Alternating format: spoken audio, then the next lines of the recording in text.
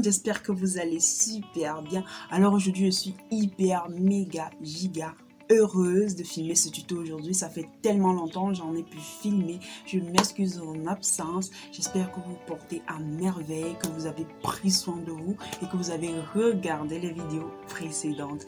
Alors aux nouveaux, voilà, je vous souhaite la bienvenue et je vous invite à vous abonner en cliquant sur le petit bouton abonner là en dessous et activer la cloche également pour qu'on vous prévienne dès que je poste une vidéo en ligne. Alors aujourd'hui, je vous propose ce make-up pour marier, un truc glam, pétant, joli comme ça. C'est comme ça en tout cas que je maquille les mariés.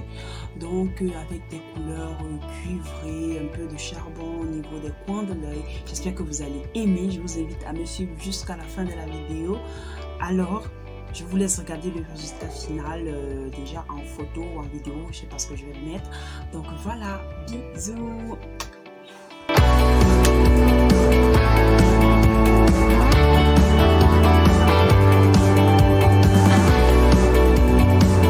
D'habitude, on commence par les sourcils. Je vais les faire hors caméra et hop. Ils sont déjà faits. Pour commencer maintenant la pose des fards à paupières, je vais d'abord déposer là sur ma paupière mobile un peu de concealer en guise de base. Voilà. Ensuite, je vais un peu matifier cela avec ma poudre Sacha pour que les fards ils soient un peu plus faciles à travailler. Ça, vous le savez déjà. Ensuite, je vais mettre des scotch pour me permettre de bien délimiter l'endroit où je veux que, voilà, que mes fards à paupières s'arrêtent pour qu'il n'y ait pas de débordement, quoi. Donc, je les colle et ensuite, je vais commencer à appliquer ma couleur de transition préférée. Voilà, je vous la montre. Cette orangé clair là. Elle permet de passer un peu des couleurs sombres à des couleurs, enfin je dis des couleurs claires à des couleurs sombres, un peu brutes, voilà. J'étale comme ça au niveau de ma paupière de façon grossière.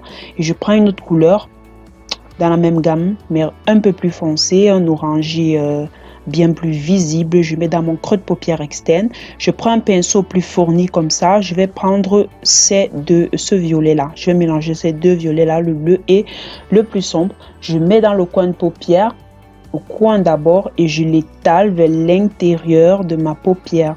Parce que si vous mettez là, du coup, ça sera pas beau. Donc j'extompe, extomper. N'hésitez pas à extomper de ouf. J'étale comme ça, voilà, vous voyez, c'est fondu, on n'arrive plus à distinguer les délimitations entre les couleurs. C'est ça même ce qu'on recherche. Et voilà, je prends ce petit noir pour voilà, renforcer cet effet de léger smoky. Je le mets comme ça, toujours au coin de paupière. J'aime beaucoup travailler le coin de mes yeux, voilà, dans les make-up parce que je trouve que ça va bien avec la forme de mes yeux. Je reprends ma palette de Morphe. Je vais faire là à présent un Cold Crease. Je prends la teinte, là, toutes les couleurs ont l'air pareil, mais bon, c'est ma caméra qui me joue des tours. Donc, je vais l'étaler comme ça au niveau de ma paupière mobile. Je fais pareil au niveau des deux yeux. Faites attention à avoir une symétrie parfaite pour que ce soit beau. Si c'est pas symétrique, ça sera pas beau. Je prends toujours ma Sacha, je matifie l'endroit où j'ai fait le Cold Crease pour que les fards ressortent bien. Le fard que je vais appliquer à cet endroit là. Ensuite, je prends ce highlight, il est de couleur jaune, mais je vais l'appliquer en guise de fard à paupières parce que je le trouve hyper beau. Il peut jouer les deux rôles. En fait, les deux rôles, c'est parfait pour lui.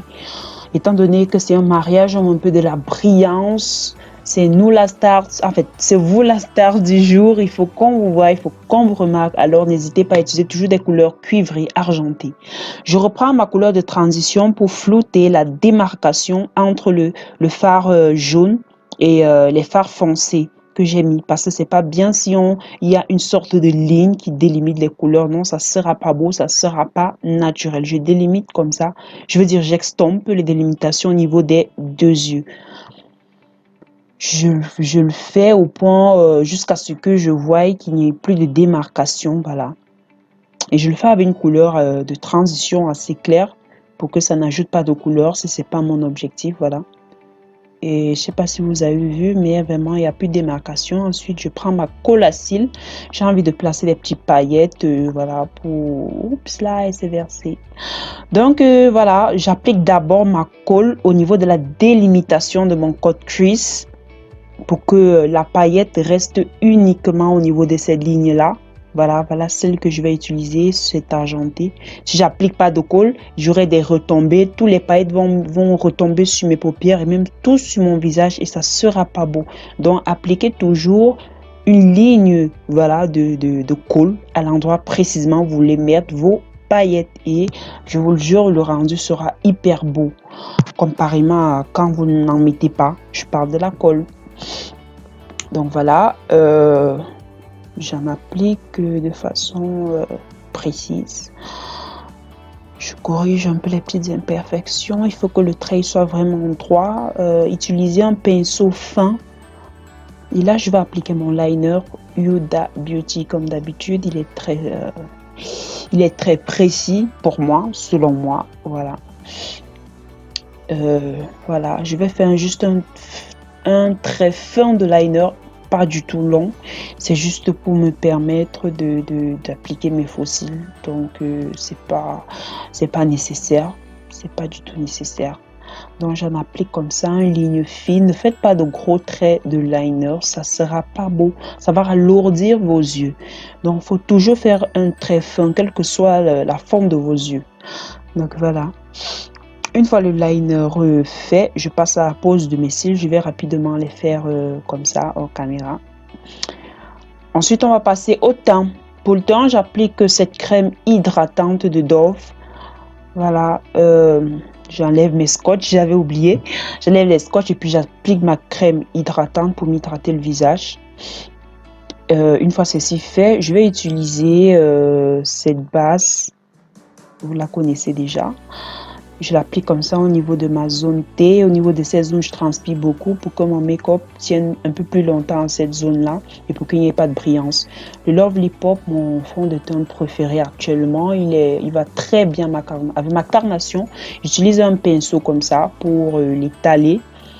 Il faut retenir que le pinceau permet de bien appliquer en fait parce que quand on utilise le Beauty Blender a tendance à absorber le fond de teint et on n'a pas une bonne couvrance au niveau de la peau. Donc, en fonction de l'effet que vous voulez, vous choisissez le pinceau qui vous va.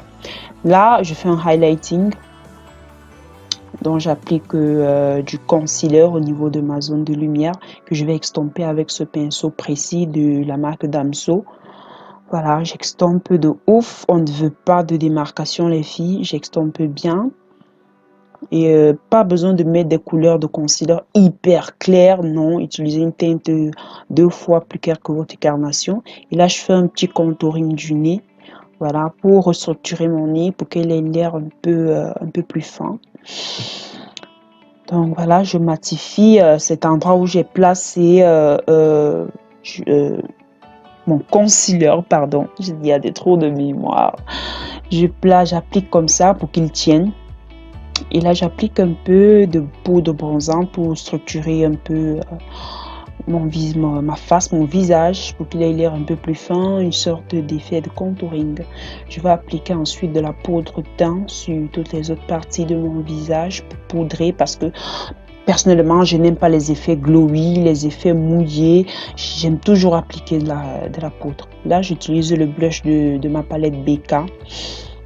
Je l'applique comme ça avec ce pinceau approprié pour ça. Je prends un pinceau boule ensuite pour appliquer du highlighting au niveau de mon coin interne d'œil pour apporter comme ça de la lumière. Également au niveau de mon arcade de sourcil pour appliquer de la brillance. Oh là là, je cache le make-up avec ma palette.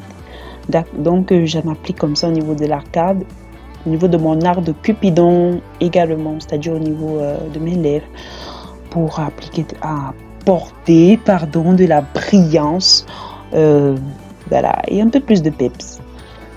Je reviens là avec du highlight juste au-dessus de mon blush pour illuminer encore mon visage, voilà, pour le rendre beau. Étant donné que c'est un make-up de mariée, il ne faut pas aussi abuser avec le highlight, il ne faut pas qu'elle ait l'air d'une boule à facettes, d'une boule disco là, ces boules là qui brillent de ouf. Donc allez-y mollo avec le highlight. Pour les lèvres, je trace comme ça le contour, je les redéfinis pour qu'ils aient l'air, pour que le rouge à lèvres soit précis, il n'y ait pas de débordement, pour qu'il soit hyper beau. Donc je remplis comme ça. Celui que j'ai utilisé de couleur violet, c'est le numéro 23, mais comme ma caméra ne reproduit pas fidèlement la couleur et ça m'énerve de ouf. Donc j'applique comme ça ce rouge à lèvres, il est rose, il est un rose clair. Vous savez, j'aime pas trop utiliser les rouges à lèvres hyper pétants, des couleurs trop chargées là, parce que bah voilà, c'est un style personnel. Donc comme ça, je reviens au niveau de ma muqueuse inférieure et je reprends les mêmes couleurs que j'ai utilisées au-dessus, c'est-à-dire le violet, un peu de noir. Voilà, ça c'est l'étape que j'aime le moins dans le make-up. Vous le savez déjà, parce que je n'aime pas irriter ma muqueuse inférieure. Donc là, j'applique mon fixateur de chez Classique. Et voilà!